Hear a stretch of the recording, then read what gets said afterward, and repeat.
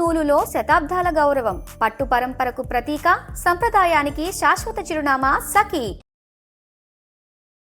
గురువుగారు నమస్కారం. గురువుగారు నమస్కారం అండి సంధి గారు. గురువుగారు, మరి ఉగాది రాబోతుంది. తెలుగు నూతన సంవత్సరం మనందరం కూడా బాగా సెలబ్రేట్ చేసుకుంటాము. పంచాంగం తెలుసుకోవాలని అందరూ కూడా అనుకుంటారు. దట్టు సురేష్ బాబు గారిని తెలుసుకోవాలని ఆతృతగా చాలా మంది ఎదురు చూస్తున్నారు. మరి ఉగాది నామం ఏమిటి, ఎలా ఉండబోతుంది ఉగాది పంచాంగం, అలాగే ద్వాదశ రాశుల వారి రాశి ఫలాలు ఎలా ఉండబోతున్నాయి తెలియజేస్తారా గురువుగారు? నమస్కారం అండి సంధి గారు. ముందు మనము శ్రీ పరాభావ నామ సంవత్సరం అంటే ఏంటో తెలుసుకుందాం. ఈ సంవత్సరం పేరు పరాభవ నామ సంవత్సరం. శ్రీ పరాభావ నామ సంవత్సరం.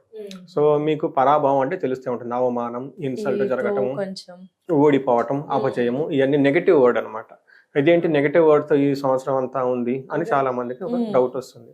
దీని మీనింగ్ చాలా సింపుల్ అండి. ఎవరైతే అధర్మంగా ఉంటారో, ఓకే, ఎవరైతే లోన్ ఒకటి పెట్టుకొని పైకి నవ్వుతూ కపటంగా ఉంటారో వాళ్ళని ధర్మబద్ధంగా నడవటానికి, వాళ్ళ కపటాలన్నీ బయటకు కొట్టేసి వాళ్ళలో ఉన్న ఒక జెన్యున్ ఆథెంటిసిటీని బయటకు తీసుకొచ్చే సంవత్సరమే ఇది పరాభావం. ఎవరికి పరాభావం జరుగుతుంది? అధర్మబద్ధంగా ఉన్న వాళ్ళకి. ఎవరికి అవమానాలు జరుగుతుందంటే ఎవరైతే వేరే వాళ్ళని ఇన్సల్ట్ చేస్తూ ఉంటారో ప్రకృతి ఊరుకోదండి. నేను నా ఇష్టం వచ్చినట్టు చేసుకుంటే ప్రకృతి ఊరుకోదు. అందుకని ప్రకృతి కరెక్ట్ చేస్తుంది అనమాట అధర్మబద్ధంగా ఉన్న వాళ్ళకి.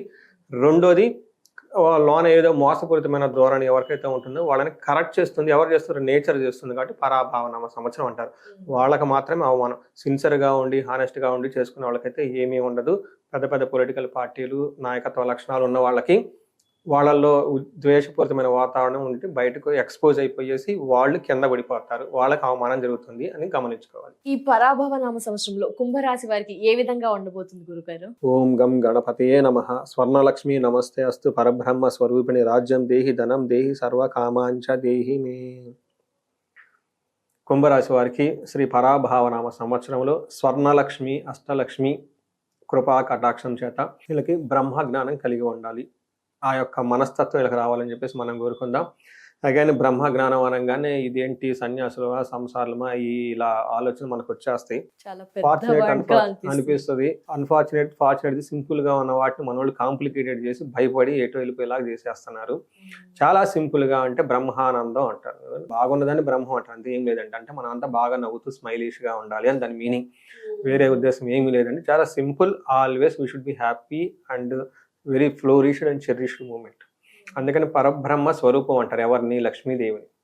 ఓకే, మహాలక్ష్మి నమస్తే అస్తు. ఓకే, అమ్మవారి స్తూతిలో కూడా ఉంటుంది పరబ్రహ్మ స్వరూపిణి అంటే ఆనంద రూపమైన అమ్మవారు పరబ్రహ్మ యొక్క స్వరూపంతో కలిగి ఉంటారని లక్ష్మీదేవి. అంటే ఎక్కడైతే ఆనందంగా ఉంటారో, ఫ్లోరిష్గా ఉంటారో, వాళ్ళు చక్కగా ఉంటారు, అక్కడ అమ్మవారు ఉంటారని దాని మీనింగ్. అంటే అది ఎక్కడ ఉండాలి? ఫస్ట్ మన మైండ్లోనే ఉండాలి. అది ఎక్కడి నుంచి వస్తుంది? మళ్ళీ అమ్మవారి దగ్గర నుంచే వస్తుంది. ఫస్ట్ ఆ మైండ్ సెట్ ఉండాలి. నెక్స్ట్ రాజ్యం దేహి. వీళ్ళకి చక్కగా ఒక అధికారము, పవరు, స్టేటస్, 10 మందిలకు గుర్తింపు. వీళ్ళు ఒక మాట చెప్తే కొంత వేల మంది వినాలి. వాళ్ళ బ్రెయిన్లోకి వెళ్ళిపోయి ఇన్ఫ్లుయెన్స్ చేసే కెపాసిటీ వీళ్ళకి ఉండాలి. వీళ్ళు రాజ్యం దేహి, అధికారం ఉండాలి వీళ్ళకి. అలా చక్కగా ఒక ప్రతి ఒక్కళ్ళని ఏమంటారు, కార్యోన్ముఖులను చేసి ఒక చక్కగా సన్మార్గంలో నడిపించగల ఒక సామర్థ్యం, ఒక లీడర్షిప్ స్కిల్స్, నాయకత్వ లక్షణాలకి వీళ్ళకి ఉండాలి.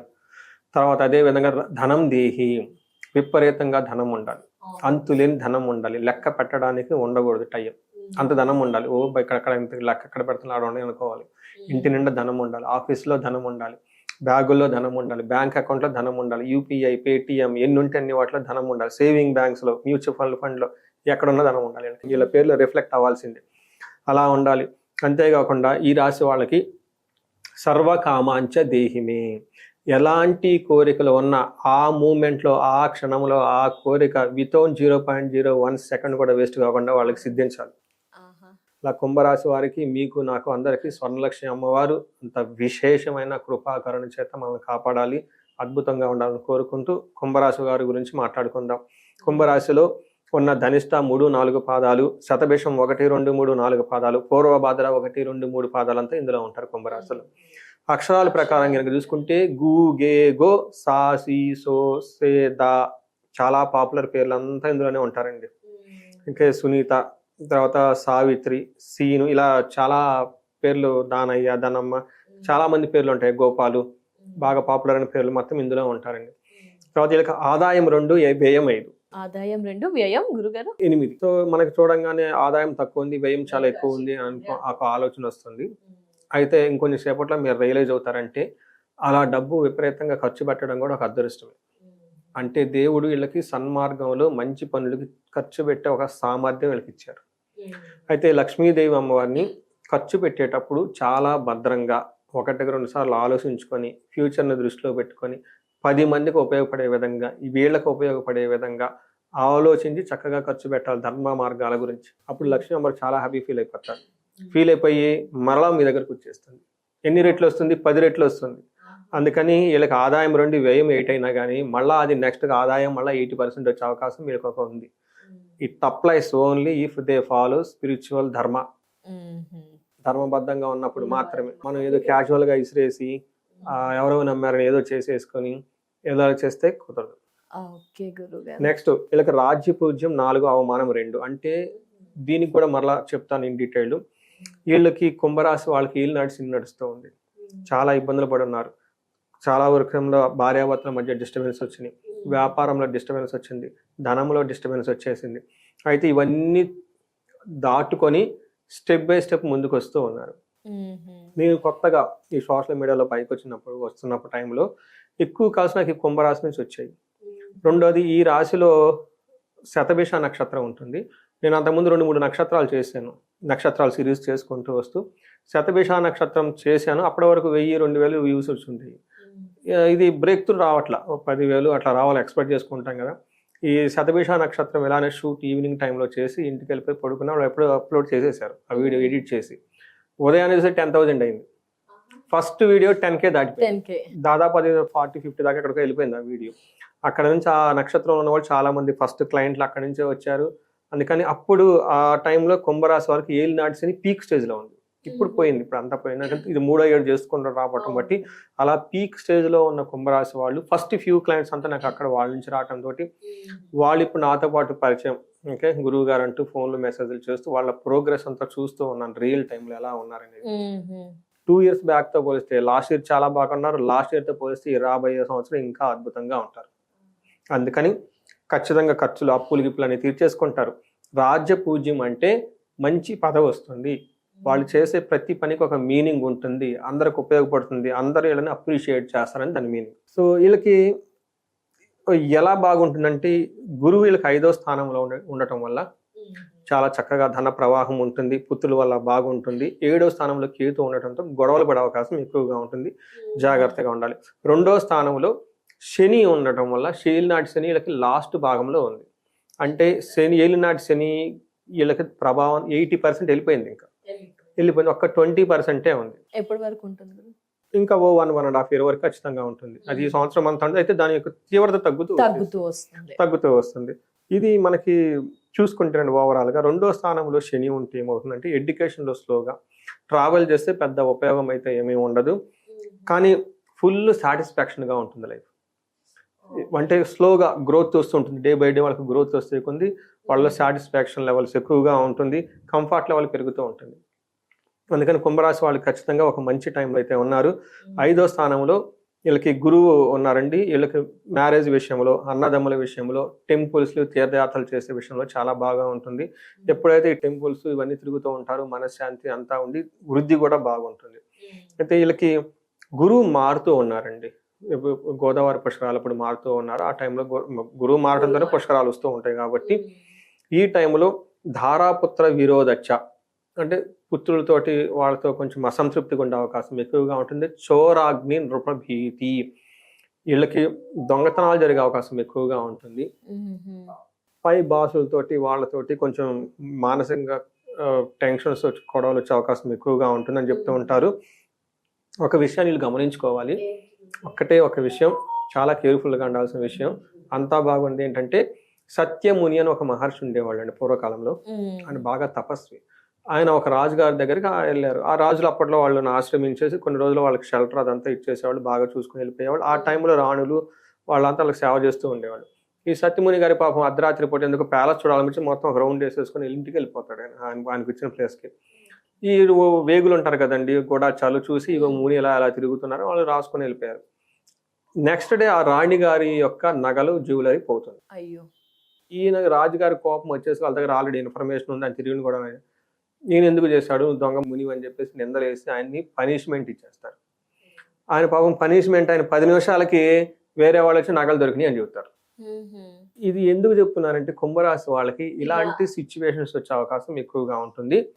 నిందలు పడి దాని ద్వారా సఫర్ అవుతారు.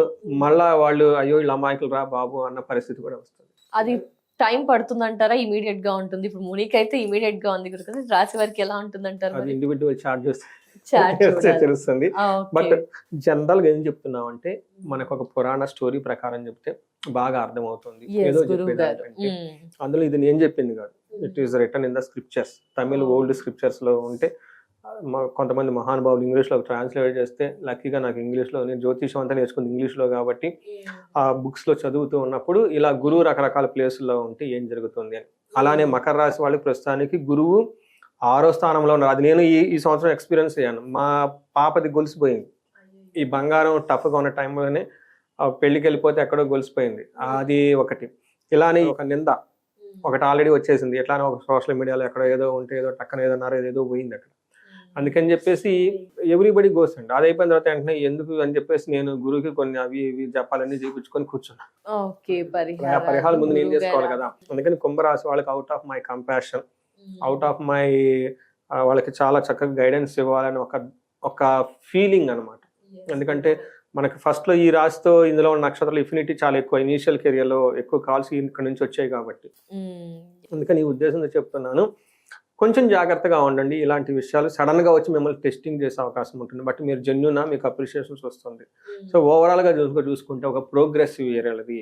అంటే డీప్ క్రైసిస్ పాయింట్ నుంచి ఒక హోప్ ఉన్న లాస్ట్ ఇయర్, ఈ హోప్ నుంచి యాక్షన్ ఫామ్ లోకి వెళ్ళిపోతారనమాట. ఇప్పుడు యాక్షన్ లో రియల్ టైంలో ప్రోగ్రెస్ చూడటానికి అవసరం ఉంటుంది. ఈ టైంలో జనరల్ గా అందరూ అప్రిషియేట్ చేస్తూ ఉంటారు. బట్ జనరల్ గా ఖర్చు కూడా అవుతూ ఉంటుంది. కొంచెం జాగ్రత్తగా ఖర్చు పెట్టుకుంటే సరిపోతుంది. ఇది ఓవరాల్ గా మనం చూసుకుంటే ఈవెన్ రాహుకేతులు కూడాను వీళ్ళకి కొంచెం దేశ సంచారం కొంచెం అటు ఇటు తిరిగే అవకాశం ఎక్కువగా ఉంటుంది. ధనానికి సంబంధించిన కష్టాలు ఇబ్బందులు అయితే ఇంకా ఉంటాయి. 100% ఫుల్ఫిల్ అయితే అవ్వదు, ఏలినాటి శని యొక్క ప్రభావంతో ఉన్నారు కాబట్టి. సో ఇదండి ఈ రాశి వాళ్ళకి. గ్రహాల గురించి తెలియజేశారు గురుగారు, మన నక్షత్రాల గురించి కూడా తెలియజేస్తారా ఒకసారి? ఇందులో ధనిష్ట, శతభిష, పూర్వ, భాద్ర నక్షత్రాలు ఉంటాయండి. ఇందులో ధనిష్టం వచ్చేటప్పటికి వీళ్ళకి రాజ్య లాభము, పట్టాభిషేకము, ధన వృద్ధి ఇవన్నీ పాజిటివ్ సైడ్ లో ఉన్నాయి. సంతోషం. నెగటివ్ సాడ్ సైడ్ లో చూసుకుంటే వీళ్ళకి ధన నష్టము చూపిస్తుంది, మరణ తుల్యము అని చూపిస్తుంది. అంటే వీళ్ళు ఏదైనా కనుక పని చేస్తే అక్టోబర్, నవంబర్, డిసెంబర్ మంత్ లో ఆటంకాలు వచ్చి ఆటంకాలతో ఆ పని టోటల్ గా వదిలేస్తారు. ఓకే, వాళ్ళు ఉన్న డ్రీమ్స్ ఏదో ట్రై చేస్తారు, గవర్నమెంట్ జాబ్ ఏదో ఒక టయానికి ఇంకా అది రానప్పుడు వదిలేస్తారు. హోప్స్ పోతే దాన్ని వదిలేస్తారు ఇంక ప్రిపేర్. లేదంటే ఏదో బిజినెస్ చేస్తారు, అందులో సరిగ్గా ఉండదు, 2 ఏళ్ళు సరిగ్గా ఉండదు అన్ని అప్పటిదాకా నెట్టుకుంటారు, సరిగ్గా ఎంతదాకా నెడతారు, వదిలేస్తారు. ఇది ఒక యాంగిల్లో మంచిది. ఎప్పుడైతే పాతది క్లోజ్ అయిందో కొత్తది ఓపెన్ అవుతుంది. అందుకని ఇలా కొంచెం అప్స్ అండ్ డౌన్స్ ఉండే అవకాశం ఉంది ధనిష్ట వాళ్ళకి. తర్వాత శతభిష నక్షత్రం వాళ్ళకి రాజ్యలాభం ఉంది, సంతోషం ఉంది, పట్టాభిషేకము, ధన వృద్ధి అంతా బాగుంది. వీళ్ళకి శతభిష నక్షత్రం వాళ్ళకి ఇయర్ ఎండ్ లో హెల్త్ కాంప్లికేషన్స్ ఉంటాయి, కొంచెం జాగ్రత్తగా చూసుకోవాలి. అదర్వైజ్ బెస్ట్ నక్షత్రం 27 నక్షత్రాల శతభిష నక్షత్రం. నేను ఎందుకు ఈ నక్షత్రం 27 నక్షత్రాలు బెస్ట్ నక్షత్రం వీళ్ళకి. ఎందుకు ఈ నక్షత్రం గురించి ఎంత స్పెసిఫిక్ అంటే మీకు ఆల్రెడీ చెప్పాను. ఎర్లీ కెరియర్ లో 3 ఏళ్ల క్రితం వీళ్ళకి పీక్ లో ఏలినాటి శని ఉండటంతో ఎక్కువ కాల్స్ వచ్చినాయి. శతభిష నక్షత్రం నెక్స్ట్ డే ఇది 20,000 12,000 పెరిగిపోయింది. ఆ నక్షత్రం వాళ్ళు నాకు కాల్ చేశారు. ఫస్ట్ అపాయింట్మెంట్ కూడా ఆ నక్షత్రం వాళ్ళది. అందుకని వాళ్ళతో నాకు చాలా కాలం టచ్ లో ఉన్నారు. వాళ్ళు పడిన బాధలన్నీ నేను చూస్తున్నాను. ఇప్పుడు వాళ్ళకి మంచి జాబ్ వచ్చింది, ఫారిన్ అలా అంతా వెళ్ళిపోయారు. అలా కొంతమందిని చూసేటప్పటికి వాళ్ళు నాకు ఫ్లోరిష్ అది చూస్తూ ఉంటాను అనమాట. అందుకని చాలా రోజుల తర్వాత బాగా ఫుల్ యాక్టివ్ గా ఉన్న నక్షత్రం శతభిష నక్షత్రం అని చెప్పుకోవాలి. పూర్వ భాద్ర నక్షత్రం వాళ్ళకి సంతోషంగా ఉంటుంది, రాజ్యలాభం ఉంటుంది, ధన వృద్ధి, ధన లాభము, సుఖము, వీళ్ళకి అన్ని బాగున్నాయండి పూర్వ భాద్ర నక్షత్రం వాళ్ళకి. టోటల్ గా ఈ కుంభరాశి వాళ్ళకి 2026 లో శ్రీ పరాభావనామ సంవత్సరంలో అష్టైశ్వర్యాలతోటి చక్కగా అందరూ తల తూగుతూ 10 రెట్లు ముందుకెళ్ళిపోవాలని చెప్పేసి మనం కోరుకుందామండి. తప్పకుండా. మరి ఏమైనా పరిహారాలు పాటించాలంటారా గురుగారు కుంభరాశి వారు? ఖచ్చితంగా అండి. వీళ్ళు పరిహారాలు చేయడంలో నెంబర్ 1 ఫస్ట్ గా ఉండాలి. ఎందుకంటే ఇది బాగా ఉంది అనగా సరికాదండి, పరిహారం కూడా చేసుకోవాలి. ఎందుకు అంటే శని యొక్క ప్రభావం వీళ్ళ మీద ఇంకా ఉంది, స్టిల్ 100% అయిపోలేదు. గురువు కూడాను జూన్ వరకు యోగ చేస్తారు. తర్వాత ఆయన క్వశ్చన్ చేసే పొజిషన్లో ఉన్నారు కాబట్టి గురువుకి శనికి బాగా పరిహారాలు చేసుకోవాలి, మెడిటేషన్ చేసుకోవాలి, యోగా చేసుకోవాలి, స్పిరిచువల్ బుక్స్ చదవాలి, పేదవాళ్ళకి సహాయం చేయాలి, హెల్ప్ చేయాలి, యోగా చేయండి. తర్వాత హనుమాన్ చాలీసా, శని పిప్పలాద స్తోత్రం, ఇలాంటివన్నీ చేసుకుంటూ ఆధ్యాత్మికంగా వచ్చిన పండుగలన్నీ సెలబ్రేట్ చేసుకోండి. భార్యాభర్తలు కూర్చొని సీతారాముల వారి కళ్యాణం, వెంకటేశ్వర స్వామి గుడికి వెళ్ళటం, ఏది కూడా అవసరం అయితే చేసుకుంటా వెళ్ళిపోండి అంతే. ఇది కాకుండా వీళ్ళకి సపరేట్గా క్షేత్రాలు దర్శించడం చాలా ఇంపార్టెంట్. ఒకటి తిరునల్లారు తమిళనాడు, రెండోది కోటప్పకొండ గుంటూరు దగ్గర గురువుకి సంబంధించి దక్షిణామూర్తి సంబంధించిన అవతారం త్రికోటేశ్వర స్వామి దర్శించుకోవాలి. అక్కడ హోమం కూడా చేస్తారండి. విశేషం ఎందుకు చెప్తానంటేనండి, గురువుకి ఎక్స్క్లూజివ్గా దక్షిణామూర్తి అవతారం ఉన్న ఏకైక టెంపుల్ అదే కోటప్పకొండ. అక్కడ కొండ మీద ఉంటాడు దేవుడు. ఇప్పుడున్న పెద్ద పెద్ద ఈ మఠాల స్వాములు ఎవరైతే ఉన్నారండి, వాళ్ళ పీఠాలకు అధిపతులుగా ఉన్నారు, చాలా మంది మూలాలు అక్కడి నుంచే వచ్చారు. వాళ్ళు అక్కడ చదువుకోవటమా, లేదా అక్కడ విజిట్ చేయటమా, లేదా వాళ్ళ యాన్సిస్టర్స్ అక్కడ ఉండటమా జరిగింది. వాళ్ళు పోయి మీరు ఒకసారి చదవండి, అంత పవర్ఫుల్. అందులోనూ చదువుకి సంబంధించి, జ్ఞానానికి సంబంధించిన వెరీ వెరీ పవర్ఫుల్. దక్షిణ అక్కడ కోటేశ్వర స్వామి అంటారు, త్రికోటేశ్వర స్వామి అంటారు, బట్ ఆయన దక్షిణామూర్తి అవుతారు. అందుకని ఆ కొండ మీద పెళ్లిళ్ళు అలాంటి ఏం జరుగు, ఇంకా దక్షిణామూర్తి యంగ్ కదా, అన్మ్యారీడ్ పర్సన్, అక్కడ దక్షిణామూర్తి అవతారం ఉంటారు. నేను చిన్నప్పుడు అక్కడికి గుడికి చాలా సార్లు వెళ్తూ ఉంటాను. అప్పుడప్పుడు వెళ్ళినప్పుడు నేను కూడా దర్శించుకుంటూ ఉంటాను. రీసెంట్గా కూడా వెళ్ళొచ్చాను, నాకు చాలా హ్యాపీ. ఆ గుడి కూడా ఫ్లోరిష్ అవుతూ ఉంది, ఆ గుడిలో ఫెసిలిటీస్ పెరుగుతూ ఉన్నాయి. చాలా మంది భక్తులు తాకిడి కూడా చాలా ఎక్కువ మంది వచ్చేసారు. కొండ చుట్టూ ప్రదక్షిణ ఎప్పుడు చేస్తూ ఉంటారు. ఇప్పుడు ఇంకా చేసేవాళ్ళు చాలా మంది ఎక్కువ అయ్యారండి. యూట్యూబ్ లో కూడా బాగా పాపులర్ గా వినిపిస్తూ ఉంది కోటప్పకొండ. తర్వాత వెరీ ఇంట్రెస్టింగ్ ఏంటంటే సేవ చేసేవాళ్ళు అక్కడ చాలా మంది వచ్చారండి. ఒకప్పుడు అంత పెద్ద ఏం ఉండేవాళ్ళు కాదు. ఇప్పుడు వీళ్ళు తిరుగుతూ ఉంటే వాళ్ళకి మజ్జిగ ఇచ్చేవాళ్ళు, నీళ్లు ఇచ్చేవాళ్ళు, అలా చాలా మంది వచ్చేసి హెల్ప్ చేసేవాళ్ళు ఉంటా ఉన్నారు. చాలా బాగుంది, చాలా బాగుంటుంది. అది అందరూ విజిట్ చేయాలని చెప్పేసి నేను కోరుకుంటున్నాను. గురుబలం కోసం మిగతా ఎవరైనా కూడా విజిట్ చేయొచ్చు, ఎవరైనా చదువుకు సంబంధించి. కానీ మా బాబుకి అక్షరాభ్యాసం మేము అక్కడే చేస్తాం. ఎందుకంటే క్షేత్రం కదండి, ఆ క్షేత్రంలో చాలా దక్షిణామూర్తి క్షేత్రం కాబట్టి జ్ఞానం, బ్రహ్మ జ్ఞానం అంతా కావాలి కాబట్టి ఈ చదువు కాదు, ఇది ఓకే, ఇది ప్రతి ఒక్కరు చదువుతారు, అద్భుతమైన జ్ఞానం కావాలని చెప్పేసి అక్కడ ప్లానెడ్ గా చేసుకున్నాం. తర్వాత విశేషంగా వీళ్ళకి ఏమైనా గనక సమస్యలు ఉంటే ధనానికి సంబంధించి హస్తలక్ష్మి విశేష హోమము, స్వర్ణలక్ష్మి విశేష హోమము, వీటితో పాటు వీళ్ళకి హెల్త్ గనక బాగా లేకపోతే అమృత మృత్యుంజయ పాశుపత అభిషేకము, భార్యాభర్తలకు అన్యోన్య దాంపత్య పాశుపత అభిషేకము, లేదా విశ్వావసు గంధర్వరాజ హోమం అని ఉంటుంది. ఇలా ఇంకేమైనా రిలేషన్షిప్స్ కానీ ఇలా రకరకాలు ఉంటూ ఉంటాయండి. ఏదైనా కోర్టు వ్యవహారాలు, ఇలా ఎనీ ప్రాబ్లం అండి, ఏదైనా కనుక ఒక ప్రాబ్లంలో పడిపోయి ఉన్నారు, ఇబ్బంది పడుతున్నారు, సఫర్ అవుతున్నారని కనుక అనిపిస్తే ఇమ్మీడియట్లుగా ఒకసారి జాతకం చూపించుకొని దానికి సంబంధించిన పరిహారాలు కూడా ఈ రోజుల్లో బాగా అన్ని అప్డేటెడ్ అయిపోయింది అండి. ఇంతకుముందులాగా కష్టపడిన అవసరమే లేదు. ఆన్లైన్లో అటు ఇటు చేసేస్తున్నారు, సంకల్పాలు చెప్తున్నారు. చక్కగా చేయించుకొని ఆ దోషాలన్నీ పోగొట్టుకొని వాళ్ళ ఇండివిజువల్ జాతకంలో పితృదోషాలు, సర్పదోషాలు ఎవరంటే పోగొట్టుకొని ఈ రాశి వాళ్ళు 10 రెట్లు జీవితంలో ముందుకెళ్ళిపోయేసి అద్భుతాలు సృష్టించాలని మనం కోరుకుందాం. తప్పకుండా. ధన్యవాదాలు గురువు గారు. కుంభరాశి వారి రాశి వివరణ, పరిహారాలు తెలియజేసినందుకు నమస్కారం. నమస్కారం అండి.